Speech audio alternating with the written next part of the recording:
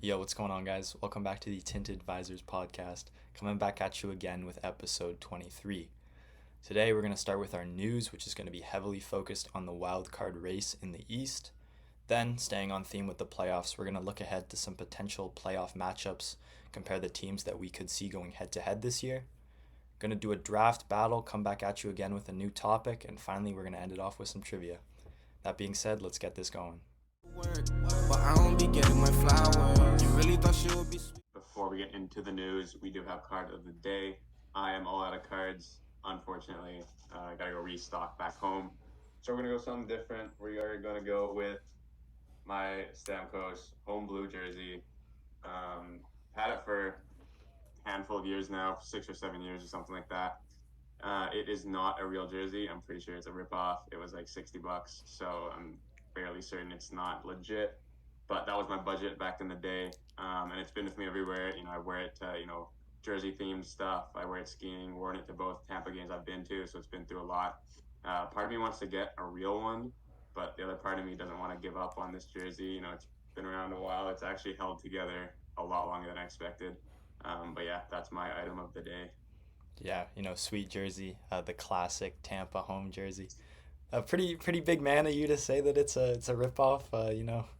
Don't know if I'd be able to admit that myself, but yeah, like he said, we are running out of cards and we're coming down the home stretch till we're back home. So waiting to restock and show some cooler stuff. But for now, staying pretty mundane. Just a young gun here. We have an Owen Power Young Guns, drafted first overall a couple years back. Actually bought some loose packs at the NHL All Star Fan Festival, so back in February. Just bought 3 packs and was lucky enough to actually pack, one of the biggest chasers in the set, an Owen Power Young Guns. So, just always cool to pack a big card like that. So, don't know how long it's going to stay in the collection, but for now, pretty sweet card.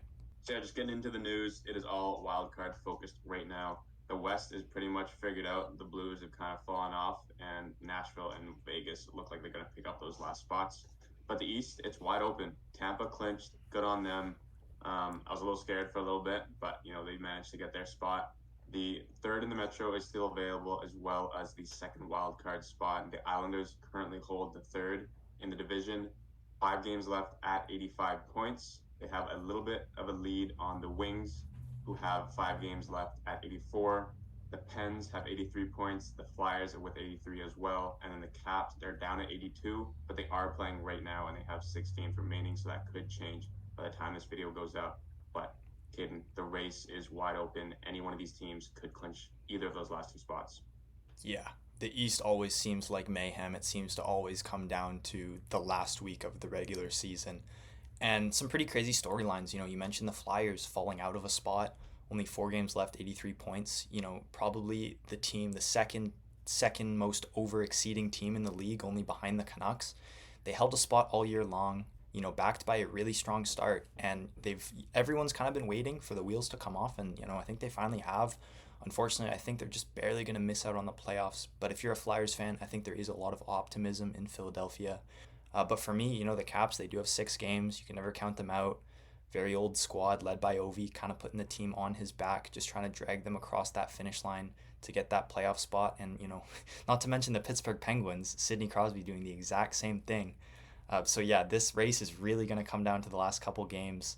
But if I had to call the shots, I would say, I'm gonna take the old vets, the guys I grew up watching. I'm gonna take Pittsburgh and Washington to claim those last 2 spots. Those are good picks. You can never count those guys out. And like you said, I watched the Pittsburgh Tampa game a couple of nights ago, and the Pittsburgh fans, they were all in it. All the players were bought in. There was so much hype. It was basically like a playoff game. They were playing for their lives, and good on them. They came out with a win, and it was huge for the race. I'm going to back them. I think they're going to catch up to the Islanders and take that third in the division. Unfortunately for them, they're going to run into the Hurricanes, which I think will be a big challenge. And then for the wildcard spot, I do think Detroit holds on to it, and I think they can clinch that spot. You mentioned Ovi and Sid sort of carrying those teams, but there's another vet in Detroit carrying his team, and that's Patrick Kane. He's putting, point per game pace right now. A great signing that was, midway through the season, and it's really paying off. I think they can clinch it. But same with the Pittsburgh Penguins, they're going to run up with a challenge, and they're going to end up facing, either the Rangers or the Bruins. But, both of those teams are my picks. And it's not going to get any easier for the Penguins. They've, come out of nowhere. We wouldn't be talking about them a couple weeks ago in this race. Been on a ridiculous heater, and their schedule just doesn't get any easier. Every team they're playing in these last 5 games is either in a playoff spot or fighting for one. They get the Maple Leafs, then the Red Wings, the Boston Bruins, the Nashville Predators, and they end their season against the New York Islanders. When the easiest game on your schedule is, a perennial wild card team in the New York Islanders, that's trouble.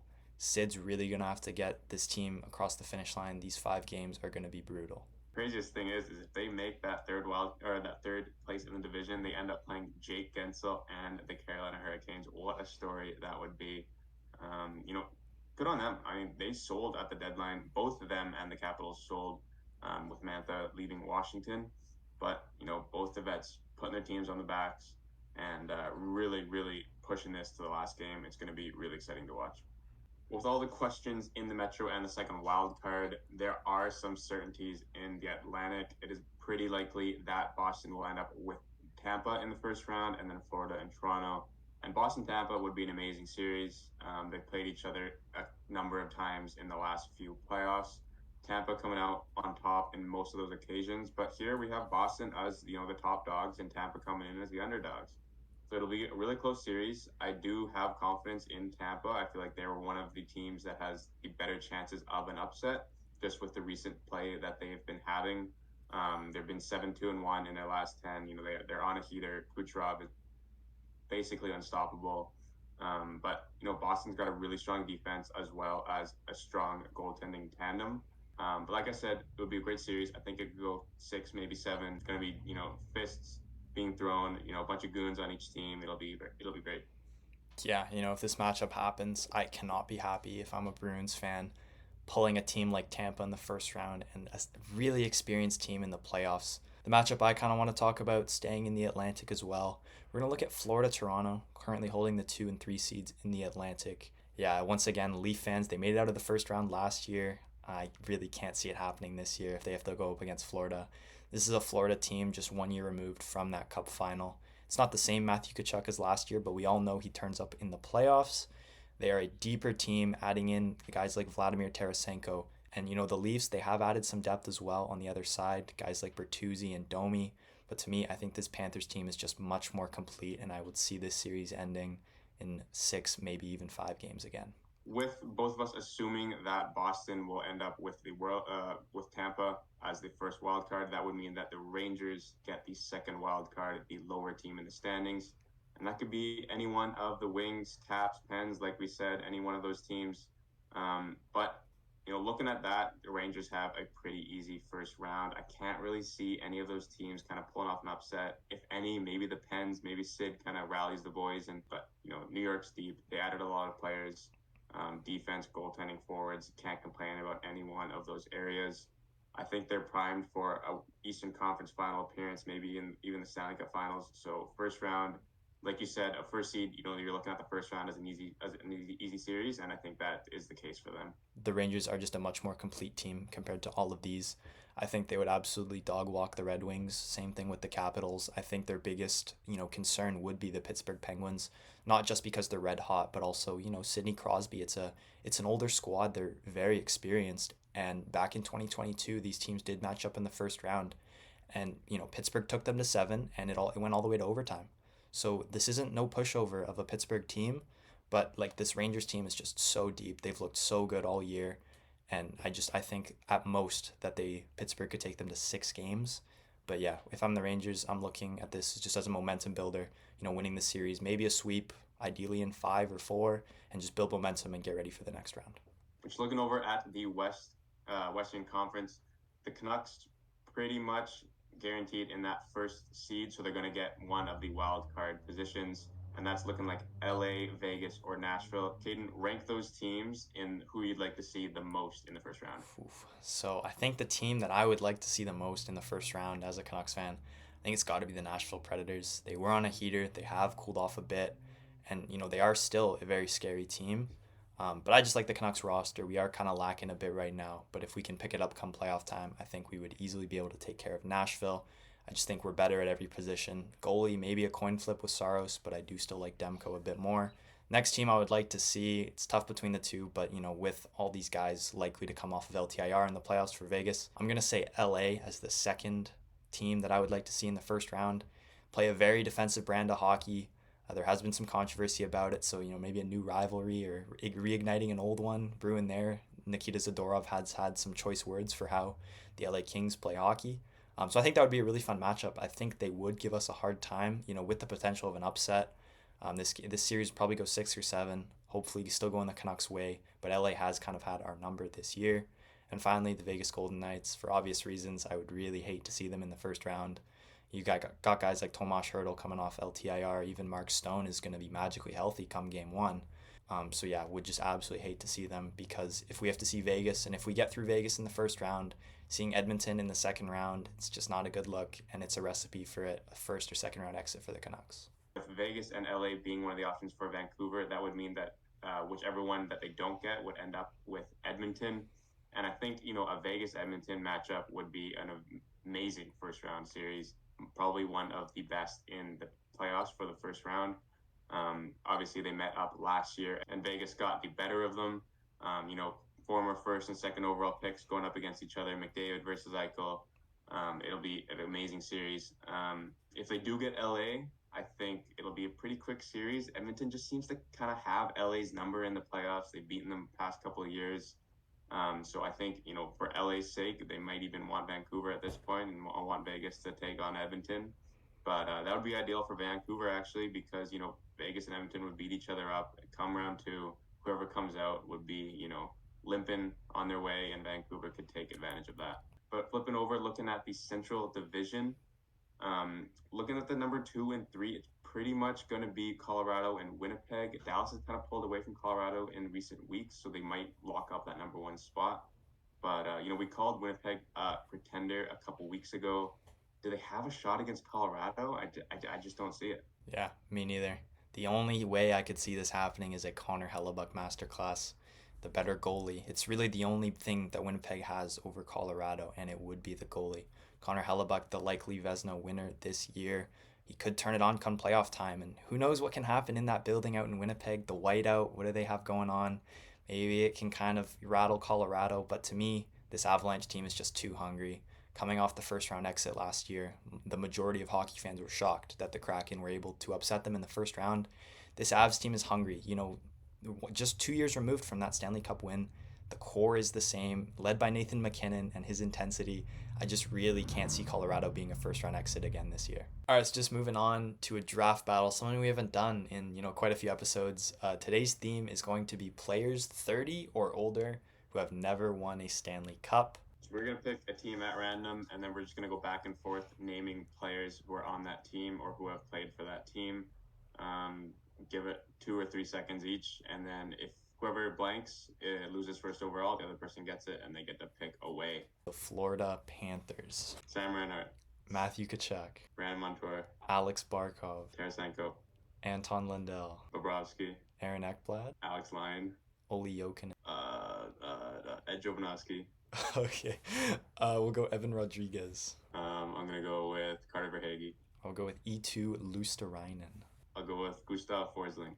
I'll go with Jonathan Huberdeau. Go with Jonathan Marchessault. I'll go with Jacob Markstrom. I'll go with Anton Strawman. I'll go with Roberto Luongo. Meet Radko Gudas. I'll go with Mackenzie Weegar. Give me Derek McKenzie. Derek McKenzie. I will take Derek Brassard. Nick Bukestad. Nick Bukestad. You know what? That's it. I honestly don't even know if Derek Brassard played for the Panthers. I think he was in some trade to them. Okay. But secured the first overall pick. I'm gonna start right away.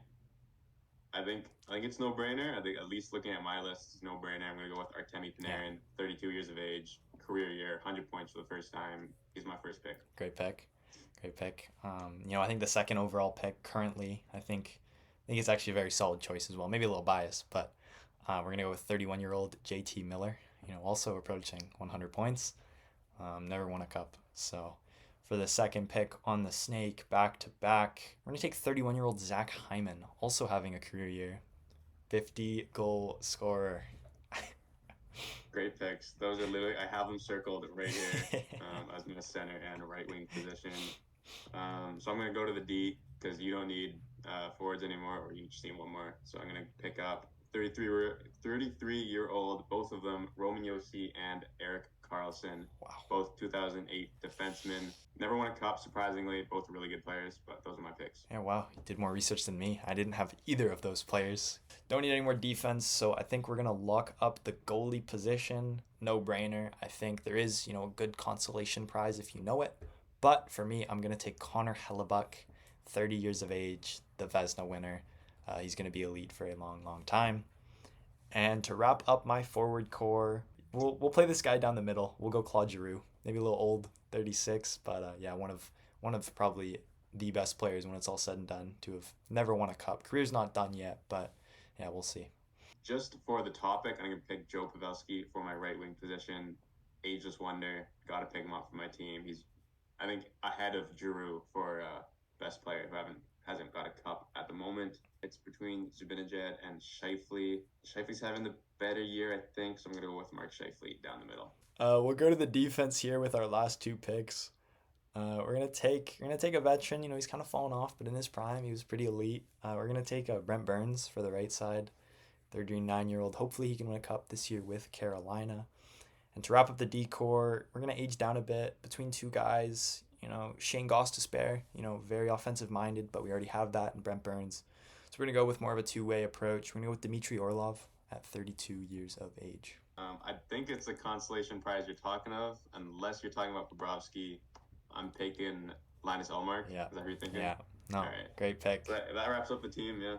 Oh man, I feel like this happens every time. We were just talking about this, but I like Kenny's team a little bit more than mine. But let us know down below what you think. Team Caden, Team Kenny. Looks like I got to start doing a little more research when it comes to the draft battles.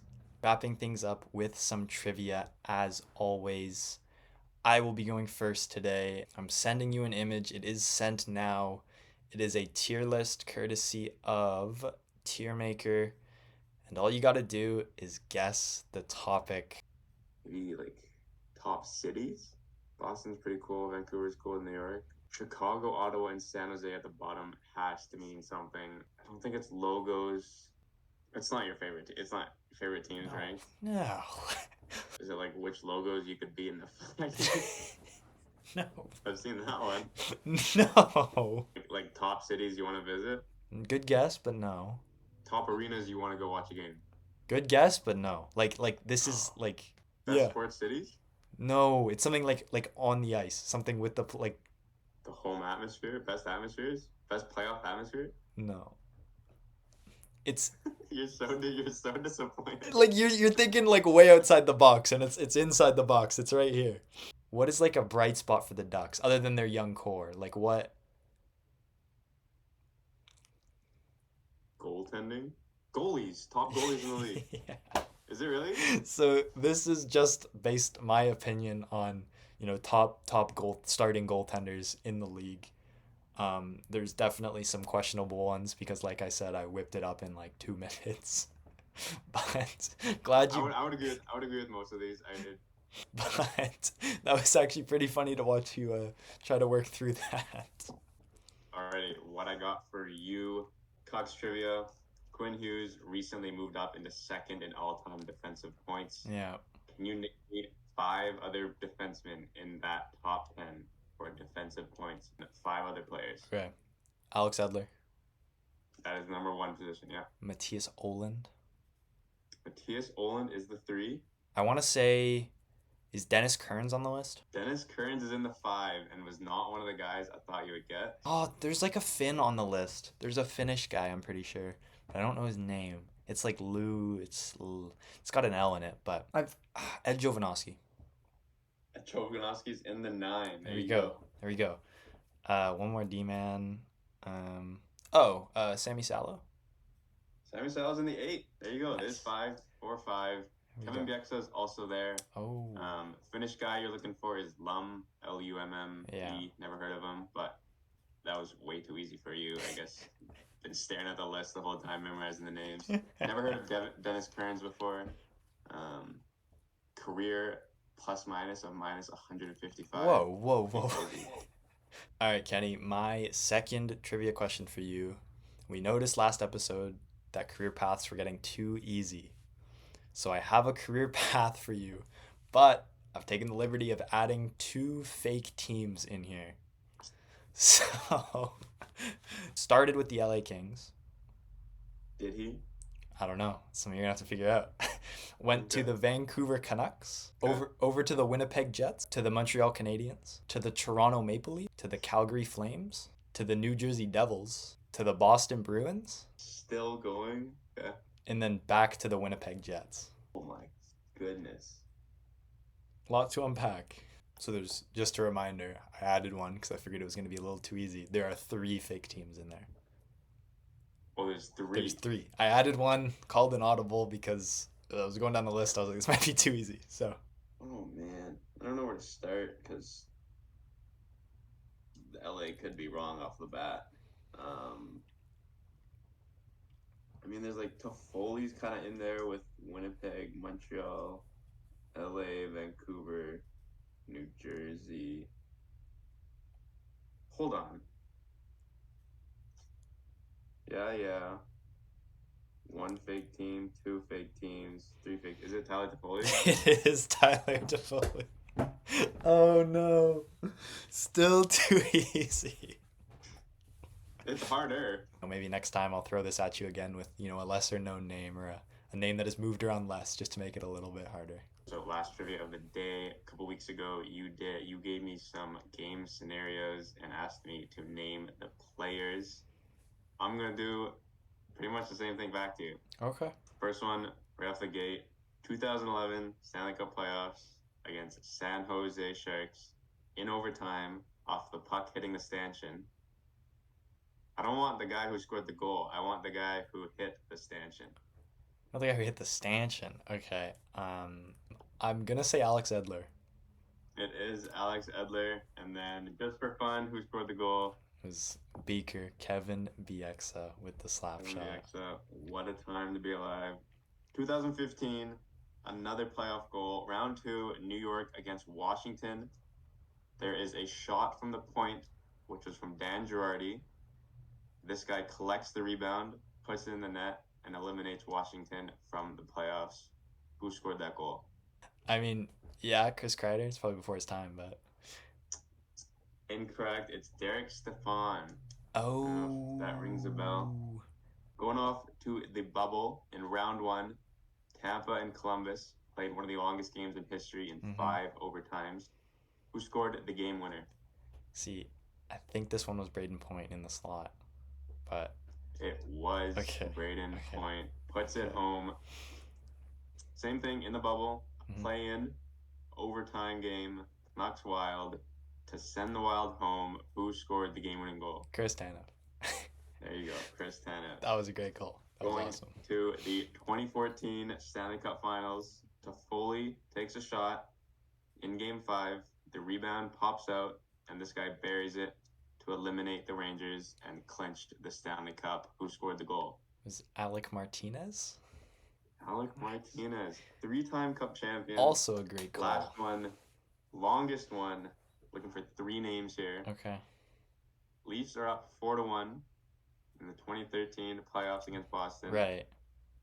Game ended 5-4 Boston. Oh. I want the 3 goal scorers. Ooh. Bergeron? I'll just say Bergeron. Patrice Bergeron. Bergeron had 2 of them. He scored yeah. 2, right? Okay. Yeah. Nathan Horton, did he score one? Nathan Horton did get one of them, yeah. He's Okay. looking for the last guy here. Is it Milan Lucic? It is Milan Lucic. There you go. You did pretty well. Those are pretty outdated games. Dating all the way back to 2011 and 2013. Pretty good. All right, guys, that's going to wrap everything up for us today. Thank you so much again for tuning in. We are around exam season for Kenny and I, so not too sure how consistent we'll be able to be getting these videos out. But once we get home from the summer, the content will be coming. There will be some new stuff coming at you. I know we're both really excited to get it going. Yeah, make sure to follow and subscribe. Make sure to keep up to date with us. Like Caden said, once we get back to Vancouver, we've got some pretty exciting stuff, especially with playoffs returning to the city. So yeah, stay tuned, and until next time, take care, guys.